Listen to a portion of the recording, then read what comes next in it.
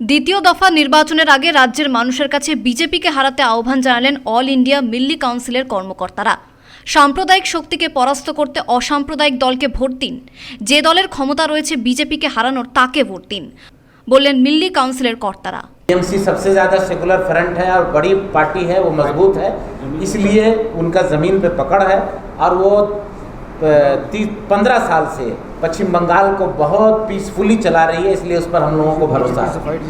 इस वक्त सिचुएशन ये है कि अगर फासिस्ट फोर्स को कोई हरा सकता है तो बंगाल में सिर्फ और सिर्फ एक ही पार्टी है जो उससे लड़ सकता है, डायरेक्ट उसको हरा सकता है। वरना अदरवाइज अगर हम ये कहेंगे कि आप किसी भी सेकुलर पार्टी को वोट दे दें, ये कर दें, वोट कहीं बट ना जाए, बटने के चक्कर में, क्योंकि डेमोक्रेसी का अगर एक अच्छी चीज़ है तो डेमोक्रेसी में एक अलमिया भी है कि इस तरह से होता है कि 30% वोट भी लेकर जो है इक़्तिदार में लोग आ जाते हैं, क्योंकि वोट बढ़ जाती है। और कहीं ऐसा ना हो कि वोट बढ़ जाए और उसका फायदा जो है ये फासिस्ट फोर्सेस को पड़े। एमिनिटी है तो हम इसका ख्याल करते हुए वोटिंग डालेंगे, वोटिंग करेंगे और ऐसे हाथों को मजबूत करेंगे जो हमारी रियासत मगरबी बंगाल को अमन व अमान का गहवारा बना सके और हर तरफ भाईचारगी फैली हुई हो और सब एक दूसरे के साथ मिलजुल कर अपने अपने कामों में लगे, कारोबार करें, बिजनेस करें, अपने कामों को संभालें, अपने अपने शोबे में काम करने वाले बने। বলবো যে বর্তমান ফার্স্ট ফেজ ইলেকশন যেভাবে হয়েছে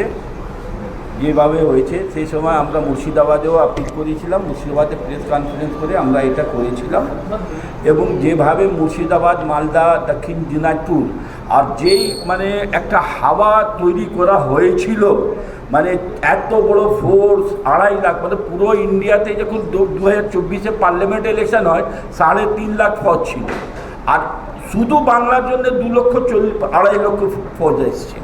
তারপরে যে গাড়িগুলো যে বর্ডার এরিয়া থেকে আনানো হয়েছে, একটা আতঙ্ক যেরকম যত হয় আতঙ্ক স্টেট ওই রকম করে করা হয়েছে। কিন্তু মালদা, মুর্শিদাবাদ যেটা মাইনরিটির উপরে টার্গেট করে নিউজ পেপার যে লিক ছিল যে এরা দুষ্কৃতি করতে পারে, এরা করতে পারে, নাম 27 লাখ নাম বের হয়েছে, তার মধ্যে মালদা, মুর্শিদাবাদ একা 4.5 লাখ নাম বের হয়েছে। ওদের নামটা ওদের একটা সামান্য কোর্ট বলছে কে কি ঢুকিয়ে দাও, ওটা যা হয়েছে সে সব জানে। কিন্তু এত লোক বাদ যাওয়ার পরও ওখানে 99.6% কোনো জায়গায় 99.6% হয়েছে। 2টা লোক যে ভোট দিতে পারিনি, বেড রিটার্ন ছিল। তারপরে অনুষ্ঠানে ছিলেন নাখোদা মসজিদের ইমাম মোহাম্মদ শফিক কাশ্মী, অল ইন্ডিয়া মিল্লি কাউন্সিলের রাজ্যের সম্পাদক শহুদ আলম। তারা বলেন এসআইআরে বহু বৈধ ভোটারের নাম বাদ পড়েছে, সিএএ, এনআরসির মতো প্রক্রিয়া এবার চালু হতে পারে। এই প্রচেষ্টা রুখে দিতে মানুষকে একজোট হতে হবে, ইভিএমগুলো যাতে সুরক্ষিত থাকে তা দেখতে হবে কর্তৃপক্ষকেই। শেখ ইরশাদের রিপোর্ট, পূবের কলম ডিজিটাল।